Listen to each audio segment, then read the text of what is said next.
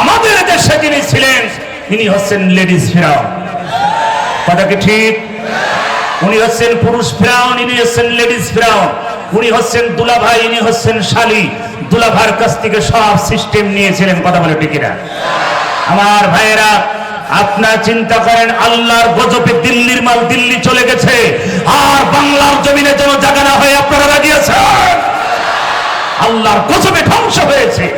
আমার ভাইয়েরা, এই জাতির মানুষকে আরামের ঘুমকে হারাম করে দিয়ে মায়ের কোল থেকে সন্তানকে নিয়ে গুলি করেছে। কথা বলে ঠিক কিনা?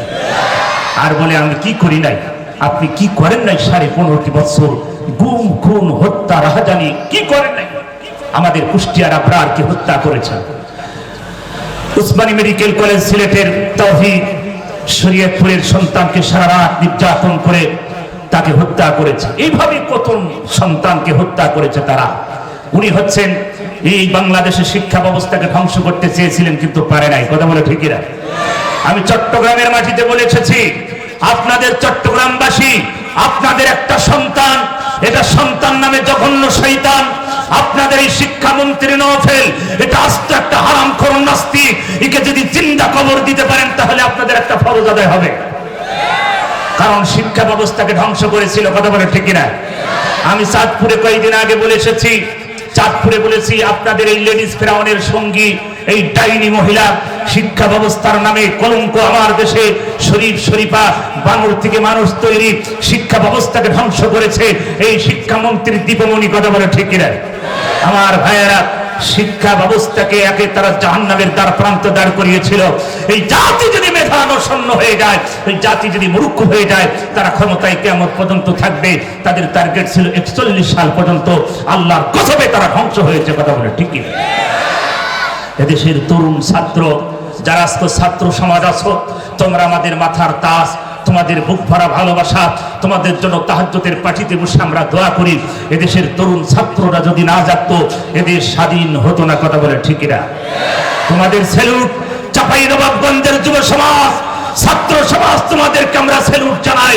তোমাদের কারণে এই বাংলাদেশ সেরা শাসক ফ্যাসিবাদী জাহান্নামের কীট থেকে মুক্ত হয়েছে, আর ভারতের রাজাকারদের থেকে এই বাংলাদেশ স্বাধীন হয়েছে। কথা বলে ঠিক না? আমরা আর ভারতের রাজাকারদের কাছে ক্ষমতা দিতে রাজি? আমরা 1500 বছর আগের যুগের একটা ইতিহাস আমরা জানি, জাহিলিয়া যুগ, আইয়ামে জাহিলিয়া। আইয়ামে জাহিলিয়া যুগের শব্দের অর্থ হচ্ছে মূর্খতার যুগ, বর্বরতার যুগ, অন্ধকারের যুগ। এমন একটা যুগ ছিল যেই যুগে মানুষের কোন অধিকার ছিল না। লুটপাট, সন্ত্রাস, চাঁদাবাজ, দুর্নীতি, ধর্ষণ, গণতন্ত্র ছিল না। এমন একটা যুগের নাম ছিল আইয়ামে জাহিলিয়া। 1500 বছর আগের যুগের নাম ছিল আইয়ামে জাহিলিয়া। নাম ইতিহাস কি পড়েছেন আপনারা? পড়েছেন। 1500 বছর আগে ছিল আইয়ামে জাহিলিয়া, আর 1500 বছর পরে একটা যুগ পেয়েছিলাম আমরা আওয়ামে জাহিলিয়া। কথা কি ঠিক? ওটা ছিল আইয়াম, এটা ছিল আওয়াম। শব্দ একই, খালি মুখটা গোল করে ছেড়ে দিলে হবে। কথা কি বুঝতে পারছেন? ওটা ছিল আইয়াম আর এটা আওয়াম। এই যুগের ধারা ছিল 15টি, আওয়ামী জাহিলিয়া যুগের ধারা ছিল 15টি, আর ওই যুগের ধারা ছিল হচ্ছে 14টি। কতটি? এখন এই ধারার ওয়াজ করতে গেলে আমার 1-1.5 ঘন্টা লাগবে, সময় নেই, অল্প কয়েক মিনিট। যা হোক, সময় তো ভাইরা আমার, আমরা জানি ফিরআউন মুসা আলাইহিস সালামের ভিতরে একটা দ্বন্দ্ব ছিল কিনা? ফিরআউন খোদা দাবি করলেন, মুসা আলাইহিস সালাম মানলেন না। ফিরআউনের দলবল চামচাগুলো বলছে, হুজুর আপনি যদি খোদা আপনাকে মানাতে হয়, আর আপনি এই মিশরের যদি খোদা আপনি হতেই হয়, আপনাকে কয়েকটা কাজ করা লাগবে। ফিরআউন বললেন, তাহলে আমার উজির নজির যা আছে, মন্ত্রী এমপি যারা আছে সবাইকে বসাও, সেখানে আমাকে বুদ্ধি দাও কিভাবে আমি খোদা হব আর এই দেশ চালাবো। ফিরআউন যখন বললেন, তার চামচাগুলো সব সংসদে বসে গেলেন।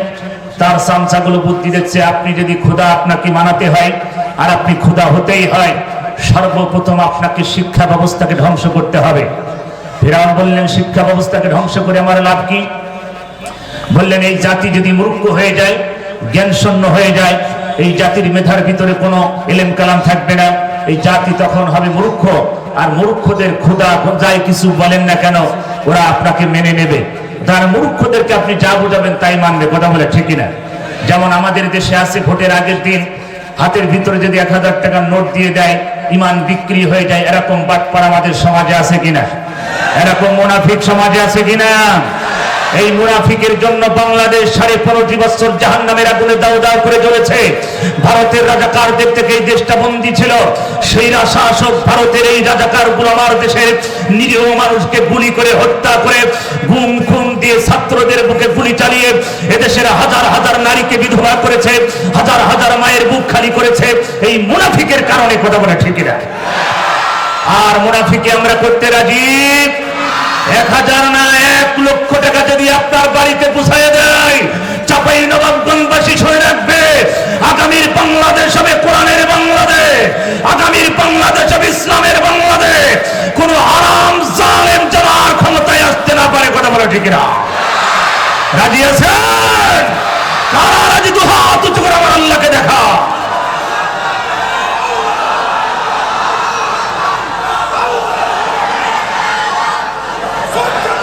আমার ভাইয়েরা, চাঁপাইনবাবগঞ্জের মাটি স্বর্ণের চেয়েও খাঁটি। কথা বলে ঠিক না?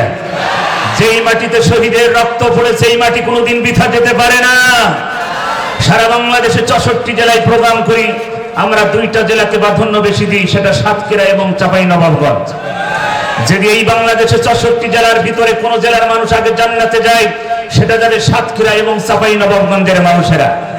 কারণ এদের ঈমান আকাশ চুম্বি। কথা বলেন ঠিক না? এই জাতি কোনো দ্বিধাবোধ করবে না, বাতিলের সামনে মাথা নত করে নাই, আগামীতেই বাতিলের সামনে কোনো মাথা নত হবে না। কথা বলে ঠিক না?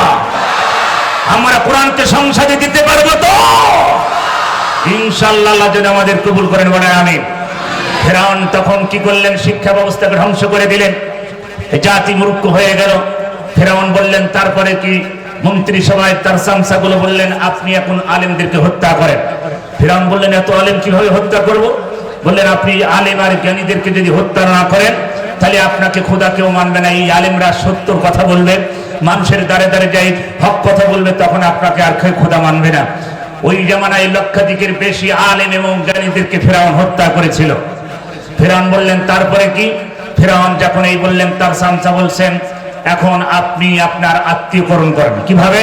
প্রতিটা সেক্টরে, প্রতিটা ডিপার্টমেন্টে, প্রতিটা সচিবালয় থেকে শুরু করে প্রতিটা ডিপার্টমেন্টে আপনার সেনাবাহিনী থেকে শুরু করে BGB, answer, police, RAB, Sita যা আছে, প্রতিটা সেক্টরে আপনার আত্মীয় রক্তের কানেকশন যাদের আছে ওই সেক্টরে সবাইকে প্রধান হিসাবে বানিয়ে দেন, তাহলে আপনি কিয়ামত পর্যন্ত ক্ষমতায় থাকতে পারবেন।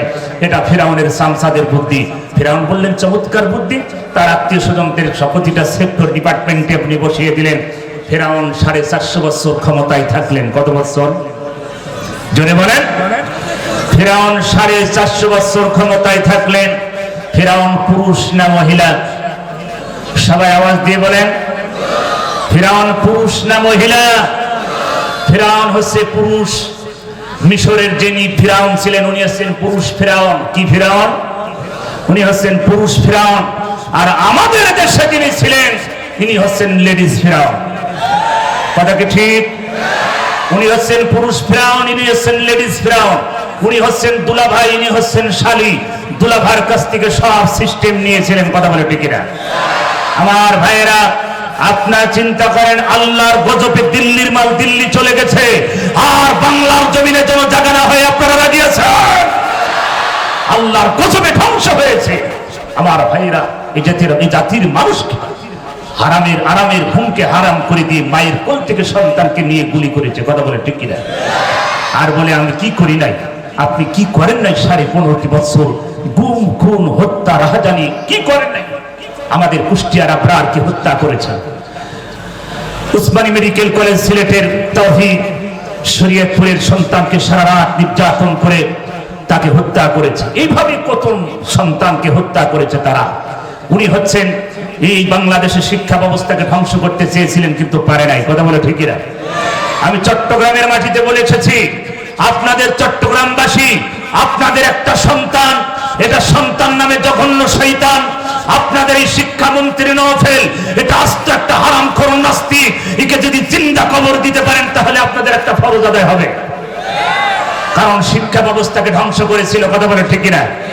আমি চাঁদপুরে কয়েকদিন আগে বলে এসেছি, চাঁদপুরে বলেছি, আপনাদের এই লেডিস ফেরাউনের সঙ্গী এই ডাইনি মহিলা শিক্ষা ব্যবস্থার নামে কলঙ্ক আমার দেশে শরীফ শরীফা বানর থেকে মানুষ তৈরি শিক্ষা ব্যবস্থাকে ধ্বংস করেছে এই শিক্ষামন্ত্রী দীপমণি, কথা বলে ঠিক কিনা? আমার ভাইয়েরা, শিক্ষা ব্যবস্থাকে একে তারা জাহান্নামের দ্বার প্রান্তে দাঁড় করিয়েছিল। এই জাতি যদি মেধানশূন্য হয়ে যায়, এই জাতি যদি মূর্খ হয়ে যায়, তারা ক্ষমতায় কিয়ামত পর্যন্ত থাকবে। তাদের টার্গেট ছিল 41 সাল পর্যন্ত। আল্লাহর কসমে তারা ধ্বংস হয়েছে, কথা বলে ঠিক কি? এদেশের তরুণ ছাত্র যারা আজকে ছাত্র সমাজ আছো, তোমরা আমাদের মাথার তাজ, তোমাদের বুক ভরা ভালোবাসা, তোমাদের জন্য তাহাজ্জুদের পার্টিতে বসে আমরা দোয়া করি। এদেশের তরুণ ছাত্ররা যদি না জাগতো, এদেশ স্বাধীন হতো না, কথা বলে ঠিক না? তোমাদের স্যালুট। চাঁপাইনবাবগঞ্জের যুব সমাজ, ছাত্র সমাজ, তোমাদেরকে আমরা স্যালুট জানাই। তোমাদের কারণে এই বাংলাদেশ সেইরা শাসক ফ্যাসিবাদী জাহান্নামের কিট থেকে মুক্ত হয়েছে, আর ভারতের রাজাকারদের থেকে এই বাংলাদেশ স্বাধীন হয়েছে, কথা বলে ঠিক না? আমরা আর ভারতের রাজাকারদের কাছে ক্ষমতা দিতে রাজি। আমার ভাইয়েরা, আসুন, কোরআন নাজিলের মাস, সময় কম, এই জন্য আমি সামনে যেতে পারছি না। আল্লাহ রাব্বুল আলামিন পবিত্র কোরআনুল কারীম হুজুর রাখবেন, মাহে রমাদান সম্পর্কে আলোচনা করবেন, এই জন্য আমি ওদিকে যেতে চাচ্ছি না। তাকওয়ার মাস, ইবাদতের মাস। একটা উদাহরণ দিয়ে আমি আমার আলোচনার দিকে শেষের দিকে চলে যাব। মাহে রমজান আসে, আমাদের থেকে চলে যায়, আমাদের কোনো পরিবর্তন নাই। আছে কি? জোরে বলেন। আমাদের কোনো পরিবর্তন নাই। আমি একটা উদাহরণ দিই। মায়ের পেট থেকে একটা সন্তান পৃথিবীতে আসছে, আসার পরে ওজন হচ্ছে 3 কেজি। কয় কেজি? সবাই জোরে বলেন। মায়ের পেট থেকে সন্তান আসার পরে এই সন্তানের ওজন হচ্ছে 3 কেজি। এই সন্তান 1 বছর পরেও হচ্ছে, এর ওজন হচ্ছে 3 কেজি। আপনার ব্রেন মেধা দিয়ে বলেন তো, এই ছেলে কি সুস্থ না অসুস্থ? কারণ ওর কোনো পরিবর্তন। মায়ের পেট থেকে আসার পরও 3 কেজি, 1 বছর পরও হচ্ছে 3 কেজি, তার মানে কোনো পরিবর্তন নাই, অসুস্থ। মাহে রমাদান আমাদের সামনে আসে প্রতি বছরে, আমাদের থেকে চলে যায়, আমাদের কোনো পরিবর্তন নাই, তার মানে আমরা ওই ছেলের মতন অসুস্থ, কথা বলে ঠিক না? কারণ আমাদের কোনো পরিবর্তন নেই। মাহে রমাদান সেটার জন্য আসে নাই। ট্রেনিং প্রাপ্ত মাস, তাকওয়ার মাস, ইবাদতের মাস, দানের মাস। এই মাস থেকে আপনাকে শিক্ষা নিতে হবে, কথা বলে ঠিক না? সম্মানিত ভাইয়ের আমার, আল্লাহ রাব্বুল আলামিন বলে, নবী আল্লাযীনা আমানু ওয়া হাজারু ওয়া জাহাদু ফি সাবিলিল্লাহ। আল্লাহ রাব্বুল আলামিন বলেন, ও নবী, যারা ঈমান আনে, যারা ঈমান আনে, সাবাস বাইন ঈমান এনেছিল। আল্লাহ পাক বলেন, যারা ঈমান আনে, যারা হিজরত করে এবং যারা জিহাদ করে ফি সাবিলিল্লাহ, আল্লাহর পথে, বিআমওয়ালিহিম ওয়া আনফুসিহিম, আল্লাহর পথে যারা মাল এবং জান দিয়ে সংগ্রাম করে, আল্লাহ পাক বললেন, আযমু দারাজাতান ইনদাল্লাহ, ওরা হবে আল্লাহর কাছে সম্মানিত মর্যাদাবান। যারা বলুন সুবহানাল্লাহ। আল্লাহর কাছে মর্যাদাবান সম্মানিত হবে তারা যারা আল্লাহর পথে মাল এবং জান দিবে। যারা, কথাকে বুঝতে পারছেন? সম্মানিত ভাইয়ের আমার, এই জন্য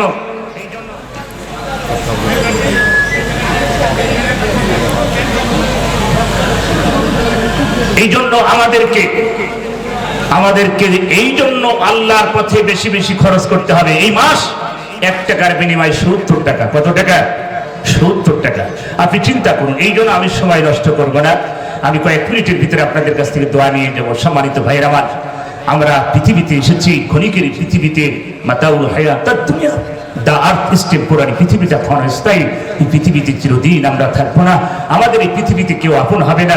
রাসূল বলেন, আদ-দুনিয়া কুল্লুহা মাতাউন খায়রু মাতাইদ দুনিয়া আল মারআতুস সালিহা। গোটা পৃথিবীতে যত সম্পদ আছে, এই সম্পদের চেয়ে আল্লাহর কাছে মর্যাদা সম্মানিত একজন নেককার নারী, পরেশগার নারী। জোরে বলুন সুবহানাল্লাহ। আল্লাহর নবী বিশ্ব নবী মেরাজে গিয়েছিলেন। মেরাজের দৃশ্য দেখলেন, জাহান্নামের ভিতরে নারীর সংখ্যা বেশি, জাহান্নামের ভিতরে নারীর সংখ্যা বেশি। জিবরাইল বলেন, ইয়া রাসূলুল্লাহ, ইয়া হাবিবাল্লাহ, জাহান্নামের ভিতরে যে নারীদের চিৎকার দেখছে। আল্লাহ নবী দেখলেন ঠোঁটের সাথে জাহান্নামের ভিতরে, ঠোঁটের সাথে জাহান্নামের বর্শি বাজিয়ে ঝুলে রেখেছে নারীগুলো, চিল্লায়। আল্লাহ নবী বললেন, জিবরাইল, এই নারীগুলো কারা? জিবরাইল, জাহান্নামের ভিতরে বর্শির সাথে ঠোঁট বাজিয়ে রেখেছে, এই জিবরাইল, এই নারীগুলো কারা? জিবরাইল আমিন বলেন, ইয়া রাসূলুল্লাহ, ইয়া হাবিবাল্লাহ, জাহান্নামের ভিতরে যেই নারীকে ঠোঁটের সাথে জাহান্নামের বর্শি বাঁধিয়ে রেখেছে, এই নারী দুনিয়াতে ওই সমস্ত নারীরা যারা ঠোঁট পালিশ ঘষত, এই ঠোঁট দিয়ে বাইরে পুরুষকে আকর্ষণ করার জন্য বিভিন্ন পার্লার থেকে কালারিং করত, এই ঠোঁট দিয়ে বিভিন্ন পার্কে বসে পরকীয়া প্রেম করত, এই ঠোঁট দিয়ে খারাপ কাজে লিপ্ত হতো, স্বামীর অজান্তে স্বামীর হক চুরি করে খাইতো। আল্লাহ নবী বিশ্ব নবী চোখের পানি ছেড়ে কেঁদে ফেললেন, জিবরাইল আমার উম্মতীদের এত কষ্ট। জিবরাইল বলেন, ইয়া রাসূলুল্লাহ, ইয়া হাবিবাল্লাহ, আর একটু সামনে অগ্রসর হন। আল্লাহ নবী সামনে অগ্রসর হওয়ার পরে দেখলেন আর এক শ্রেণীর নারীদেরকে স্তনের সাথে জাহান্নামের বস্তি বাঁধিয়ে ঝুলে রেখেছে। নারীগুলো এত চিৎকার মারে, আল্লাহ নবী বললেন, জিবরাইল, এই নারীগুলো কারে? জিবরাইল, জাহান্নামের ভিতরে স্তনের সাথে জাহান্নামের বস্তি বাঁধানো। জিবরাইল বলেন, ইয়া রাসূলুল্লাহ, ইয়া হাবিবাল্লাহ, জাহান্নামের ভিতরে যেই নারীর স্তনের সাথে জাহান্নামের বস্তি বাঁধানো, দুনিয়াতে ওই সমস্ত নারীরা যারা বুকে কাপড় দিত না, যারা বুকে কাপড় ব্যবহার করে নাই, ওড়না ব্যবহার করে নাই, পর্দা মেনটেন করে নাই, বুক উঁচু করে সমাজে চলেছে।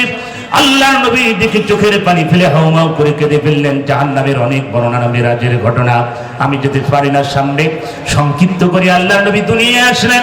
আসার পরে নারী সমাজকে ডেকে বললেন, ও নারী সমাজেরা শোনো, আমি জান্নাত ভ্রমণ করেছি, জাহান্নামের ভিতরে নারীর সংখ্যা বেশি দেখেছি। নারীরা প্রশ্ন করলেন, ইয়া রাসূলুল্লাহ, ইয়া হাবিবাল্লাহ, জাহান্নাম থেকে বাঁচার উপায় কি, আপনি কি বলবেন?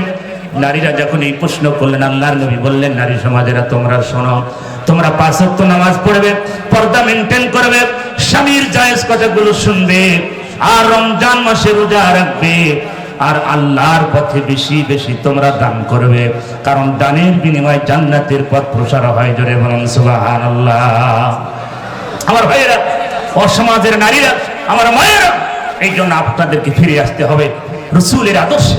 মা খাদিজা, মাইশা, ফাতিমার মতো জাহান্নামের ভিতরে নারীর সংখ্যা বেশি। রাসূল বলেছেন, নামাজ পড়বে, রমজান মাসে রোজা রাখবে এবং পর্দা মেনটেন করবে, স্বামীর জায়েজ কথাগুলো শুনবে। শেষে রাসূল বলেছেন, তোমরা বেশি বেশি আল্লাহর পথে দান করবে, কারণ দানের বিনিময়ে জান্নাতের পথ প্রসার হয়। আমি আর সময় নষ্ট করব না। সম্মানিত ভাইয়েরা আমার, যারা যেখানে আছেন দ্রুত আসেন, অল্প সময়ের ভিতরে মেহমান চলে আসবে।